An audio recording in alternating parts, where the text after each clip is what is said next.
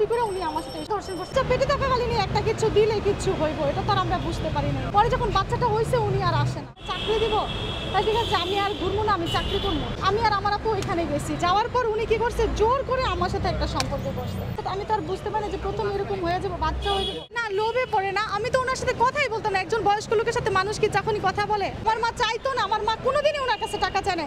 ওনার call record খুঁজে বের করেন, উনি নিজের থেকে আমার মায়ের বিকাশে 50-20 হাজার টাকা, 20 টাকা 50 টাকা দিত, দিয়া বলতো কি যে আম্মা আমার মাফ করে দেন, আমি আপনার মা বলছি আমার মাফ করে দেন। যখন আমি ওনার অফিসে গেছি, ওনার ঠিকানা খুঁজতে খুঁজতে দর্শন করার পর আমি ওনার নামে বিচার দিতে চাইছিলাম, ওনার নামে আমরা পদক্ষেপ নিতে চাইছিলাম। তখন উনি আমার মাকে মা বললে, আমার বোনকে বোন বললে আমাদেরকে বলছে যদি আপনি এটার কথা বলেন আপনারই সমস্যা হবে, আপনারা দৌড়াইতে পারবেন, কোনো সঠিক বিচার পাইবেন না, কারণ আমার যথেষ্ট লোক আছে। উনি এইসব বলছে। বলার পর তারপরে বলতেছে যে জানলে আপনার মেয়ে আরও কলঙ্কিত হইব, আরও কোনো লাভ হইব, এইসব বলছে। বলার পর তারপরে আমার আম্মু বলতেছে যে বাবা তাহলে তুমি এখন আমার মেয়েটার আমি কি করবো বলো। বলে কি যে কি জন্য আমি আপনার মেয়েরে আর আপনার বাচ্চাটারে দেখবো, দেখাশোনা করবো, খরচ ভরণ পোষণ দিব। তখন আমার মা বলছে না বাবা এইভাবে তো হইব না, তুমি এইভাবে তো বললে তো আর হইব না। তখন বলতেছে যে কি জন্য উনি বলতেছে, আমার মা বলতেছে তাহলে তুমি কাবিন করো। বলে কি না আমি চাকরি করি, কাবিন করলে আমার সমস্যা হইব, কাবিন করলে আমার সমস্যা হইব। পরে বলতেছে যে তাহলে ঠিক আছে, মানে ইসলামে সরাসরি তুমি যে মোল্লা দিয়ে তো বিয়ে পড়াইতে, অন্তত একটা মোল্লা দিয়ে বিয়ে পড়ো। উনি বলে কি না মোল্লা দিয়েও বিয়ে পড়তে পারবো না, আপনার মেয়ের আপনার সন্তানের দায়িত্ব আমি নিলাম। আমার মা অনেকভাবে বলছে, মানে তারপর যখন আমার আপু উল্টাপাল্টা করছে, বলে কি বেশি করলে মুসলিমরে সাভার থেকে বাগাই দিব, তোমাদেরকেও ঢাকা থেকে বাগাই দিব। উনি বিভিন্ন ভয় আমার দেখাইছে। দেখার পর বাচ্চাটা যখন পেটে ছিল উনি আসছে গেছে বাজার সাজায় দিচ্ছে, কারণ বাচ্চাটা পেটে থাকাকালীন আমি যদি মামলা দিই ওনার অনেক খারাপ ওই মামলাটার এই জিনিসটা বুঝতে পারি নাই যে বাচ্চা পেটে থাকাকালীন একটা কিছু দিলে কিছু হইব, এটা তো আর আমরা বুঝতে পারি না। পরে যখন বাচ্চাটা হয়েছে উনি আর আসে না। পরে যখন আমি ওনার ঠিকানা খুঁজতে খুঁজতে ওনার অফিসে গেছি, তখন যখন আমি এই কথাটা বলা শুরু করছি, উনি কি করছে কাবিননামা ছাড়াই আমার তালাকনামা পাঠাইছে। পাঠানোর পর যখন আমি গেছি, তখন আমি যখন তালাকনামা পাইছি, পাওয়ার পর আমি বলতেছি আমার সাথে, আমার আম্মু বলতেছে তোমার সাথে তোর বিয়ে হয় না, তুমি তালাকনামা কেমনে দিলা?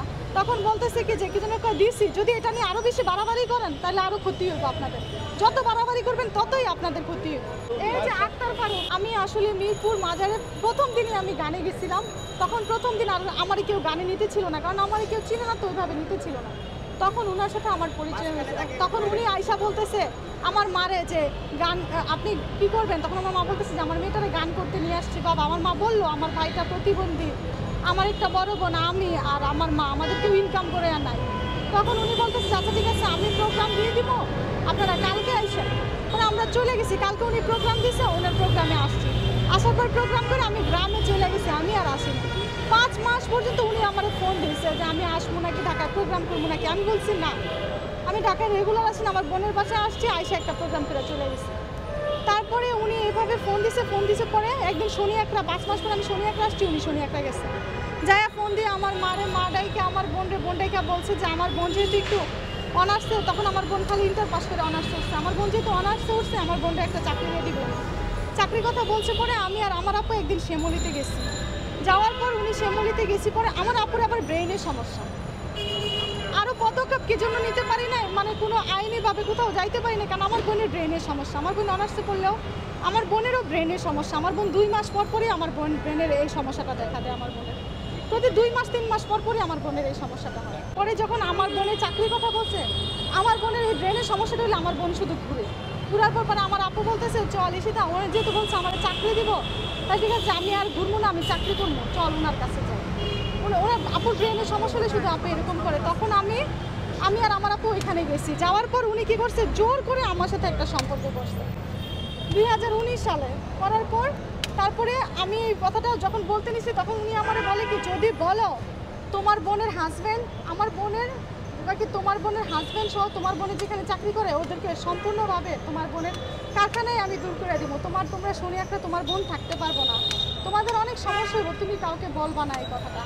আর আমার আপুরও ব্রেনের সমস্যা, আমি আপুরে বললে আপুর কোনো লাভ হবে না, 2 মাস পরে যদি বলি তাহলে হয়তো যদি কাজে লাগে। তখন আমি এই কথা শুনে আমি আয়সা পড়ছি। তারপরে আমার আপু আসছে, আসার পর উনি আমার আপুর সাথে অনেক ভালো ব্যবহার করছে, আমি আর আমার আপুরে বলি না, কাউরে বলি না। পর যখন গ্রামে গেছি তখন আমার এরকম প্রেগনেন্সির সমস্যা হয়েছে, হওয়ার পর প্রায় 2-3 মাসের মাথায় আমি বুঝতে পারার পরে আমার মা, আমি বুঝতে পারি নাই আমি যে বমি করি, পরে আমার গ্রামের আমার বাসায় যে থাকতো আমাদের পাশে বাসা হালিমা আন্টি, উনি বুঝে উনি সবার কাছে বলা শুরু করছে যে আমার পেটে বাচ্চা আসছে। পরে আমার মা এই কথা শুনে আমার মা ঝগড়া করতে সবার কাছে যে না আমার মেয়ের কী হবে কেন, আমার মেয়ে এরকম নোংরা কথা সবাই কেন করতেছে। পরে আমার মারও মনে সন্দেহ হইলো যে এত বমি করতেছে, খাইতে পারতেছে না, তাহলে নিশ্চয়ই কোনো সমস্যা। পরে আমার মামার ডাইকা নিয়ে খুব বেশি মারধর করছে, করার পর বলছে যে কী সমস্যা। আমি আবার এতিমখানায় ছিলাম, সরকারি শিশু পরিবার তেজগাঁও এতিমখানায়ও আমি ছিলাম। এতিমখানার থেকে আমি আমার মারে ছাড়া আমার ভালো লাগতো না। পরে ঈদের ছুটিতে আসছি, আসার পর আমি আর যাইনি। তখন 4 জন মানুষের খাওয়া দাওয়ার অনেক সমস্যা হইতেছে, কারণ আমার ভাইটাও প্রতিবন্ধী, ছোট, ও আমার ছোট, আমি, আমার বড় বোন, আমার মা, কেউ তো ইনকাম করে নাই। তখন আমার মা আমার মাজারে নিয়ে আসছে গান করানোর জন্য। তখনই উনি আমারে পাইছে। উনি নাকি সিবিসি না টিবিসি কি যেন একটা নেতা, আমি বলতে পারতেছি না সঠিকভাবে, সম্পর্কে আমি জড়াই নাই। তখন উনি বলছে যে আমাদেরকে চাকরি দিয়ে দিবে। উনি প্রায় সময় আমারে ফোন না, লোভে পড়ে না, আমি তো ওনার সাথে কথাই বলতাম না। একজন বয়স্ক লোকের সাথে মানুষ কি যখনই কথা বলে চাইলে কি কথা বলে, ও একজন লোকের সাথে কথা বলে, যেমন এই যে তিশা, উনি যে ওনারা ওইটার ভেবেই তো বলতেছেন, তাই না? ওনার একটা ছিল, ওদের একটা ছিল, ওরা ফেসবুকে কথাবার্তা বলতো বা এরকম একটা কিছু। ওনার সাথে আমার এরকম একটা কিছু না। উনি বলছে যে আমার ভাইরে একটা চায়ের দোকান দিয়ে দিব।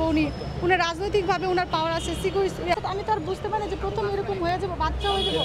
তখন আমি গ্রামে চলে গেছিলাম। এই কথা আমি আমার আপুকে বলি না, কারণ আমার আপু সুস্থ হইতে আরও 2 মাস লাগবে। আমার আপুর ব্রেনের সমস্যা, এটা বাচ্চা আসছে। পরে যখন ওই যে গ্রামে সবাই জানাজানি হলো, তখন আমার মা আমাকে ঢাকায় নিয়ে আসছে। নিয়ে আসার পর আমার মা তখন আমার মা বলছে কে এই কাজ করছে, আমার খুব মারধর করার পর আমি ওনার নাম বলছি। বলার পর আমার মা ওনারে ফোন দিছে পরে আমার মা বলছে যে আপনি এরকম একটা কাজ করছেন আমার মেয়ের সাথে, এখন তো আপনার নামে আমরা আইনিভাবে ব্যবস্থা নিব, আমি যা করার করবো এখন আমার এই মেয়ের। তখন উনি বলছে যে দেখেন আপনার কেউ নাই যে আপনারা করবো, আর আপনার আরও সমস্যা। তখন আমার মাও ভাবলো যে আমার মার যেহেতু বাপ ভাই নেই, আমার মা যে জায়গায় থাকে সেই জায়গাটা আমার মা কিনে আসছে, ওখানে আমার মার কোনো লোকজন নাই, এমনিতে ওনারা জায়গাটা দখল করার জন্য বৈশা রয়েছে। যদি এরকম একটা কূপ পায় তাহলে তো ওনারা আমার মারে তুল্লা দিব। এই বিষয়টা জানাজানি হইলে আমার মার জন্য আরও খারাপ হইব। তখন আমার মা বললো যে তাহলে কী করা যাবে এখন। তখন উনি বলছে কি যে আমি আপনার মেয়েরে ঢাকায় নিয়ে আসেন, শ্যামলীতে একটা হাসপাতালে নিয়ে আসেন। উনি বলে নাই যে অ্যাবর্শন করাবো। তখন হাসপাতালে নিয়ে আসছে। নিয়ে আসার পর আমার মা বলতেছে বাবা আমার মেয়ে ছোট, যদি অ্যাবর্শন করি যদি কোনো সমস্যা, কারণ আমাদের সাবাস করে নাকি আমার মা বলছে যে একটা মহিলার এরকম হওয়ার পর নাকি ব্লাড যেতে যেতে ওই মহিলাটা মারা গেছে। তখন আমার মা খুব ভয় পাইছে। উনি জোর করে আমাকে একটা ইঞ্জেকশন দিছে, এলো ওই মহিলাটা জোর করে আমাকে বেডে শোয় একটা ইঞ্জেকশন দিছে, ওইখানে সইও নিছে আমার মা জোর করে, উনি সই দেন। আর শ্যামলী একটা ডায়াগনস্টিক সেন্টারে এই পাটা আমি এখনও নাড়াইতে পারি না। কি একটা ইঞ্জেকশন দিছে আমি জানি না, আমি অজ্ঞান ছিলাম। ওনারা অ্যাবর্শন করছে, করার পর উনি তারপর দিন উনি সকালে আসে না, কিচ্ছু করে না, কোনো করে না। করার পর উনি বিকাল 4টার সময় এসে 4000 টাকা দিয়ে বলে তোমরা এখন এই হাসপাতাল থেকে চলে যাও। না আমার মা বলতেছে যে বাবা আমার মেয়েটা অসুস্থ, মাত্র অ্যাবর্শন হয়েছে, আমার মেয়েটা যদি যেতে যেতে কোনো সমস্যা হয় আমি আমার মেয়েটা নিয়ে কীভাবে যাবো এইতে। তখন উনি বল কি না 4000 টাকা দিয়ে দিচ্ছে, অ্যাম্বুলেন্স ভাড়া করে নিয়ে চলে যান। উনি আর একটা টাকাও দেন, একটু খবরও নেয়নি। 1 বছর পরে উনি আবার ফোন দিছে, ফোন দেওয়া বলতেছে আমার মারে বলতেছে আপনি কেমন আছেন। আমার মার ফোন নাম্বারটা ওনার কাছে ছিল, তখন আমি ফোন ব্যবহার করতাম না। আপনি কেমন আছেন, আপনি ভালো আছেন নাকি, আপনার ছেলেটা কেমন আছে। আমার বোনের যখন মিরপুরে আমার বোনের যখন বাচ্চা হচ্ছে, তখন আমার বোনের আলিফের অনেক ডায়রিয়া, আমার বোনের বাচ্চাটা, তখন আমার বোন শ্যামলী থেকে উনি ফোন দিচ্ছে। তার সঙ্গে আমার আপুকে ফোন দিত যে আপু মাফ করে দেন, আপু ভুল হয়ে গেছে, এরকম উনি অনেক কথাবার্তা বলতো। পরের দিন ফোন দিছে পরে আমার আপু বলছে যে ভাইয়া আমি আমার বাচ্চাটা টয়লেট করতেছি, আমার বাচ্চাটা নিয়ে আমি শ্যামলীতে আসি, মহাখালীতে আসি, আমার বাচ্চাটার অবস্থা খুব খারাপ। তখন আমার আপু বলছে না উনি প্রায় সময় আমার আপুর বিকাশে আমার মারে 1-2 হাজার টাকা দিত, যে কি জন্য আমার মা চাইতো না, আমার মা কোনোদিনই ওনার কাছে টাকা চায় না।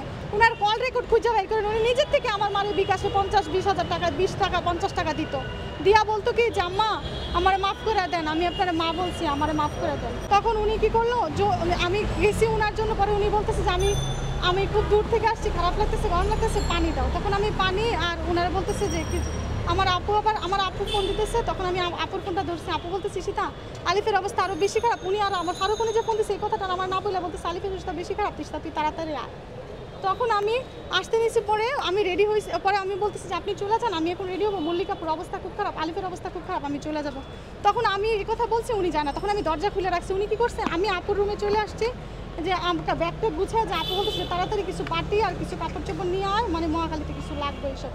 আমি এগুলো গুছাইতে উনি আইসা, তখন উনি এগুলা সব গুছায় টুছায় উনি নিয়ে আবার চলে আসছে। আসার পর তখন আমি যখন এগুলো গুছাইতেছি উনি পিছন থেকে আবার ধরে জোর জবরদস্তি করে উনি আমার সাথে এই সম্পর্কটা করছে, আবার ধর্ষণ করছে। তখন আমি স্থির ছিলাম না। উনি আমার মাকে মা ডাকছে এই ঘটনার পরে, প্রথম ঘটনার পরে আমার মাকে মা ডাকছে, আমার বোনকে বোন বলছে, আমারে বলছে যে আমার বোনকে বলছে যে উনি আমার মায়ের পেটের পরে এমপি উনি বিয়ে পড়াই দিছে এই রোজায় 18 তারিখে। তারপরে উনি এখন বাচ্চাটাকে কোনো দেখাশোনা করে না, উনি জাস্ট দর্শন মামলাটা মানে এই করার জন্য তখন এই বাচ্চাটা নিয়ে এমপি ওনার কাছে গেছি। যাওয়ার পর যখন বলছি যে উনি আমার সাথে এরকম করছে, এরকম ঝামেলা করছে, তখন এমপি উনি বলছে যে তাহলে বাচ্চাটা স্বীকৃতির জন্য হলো তো বিয়ে পড়ায় দেওয়া দরকার।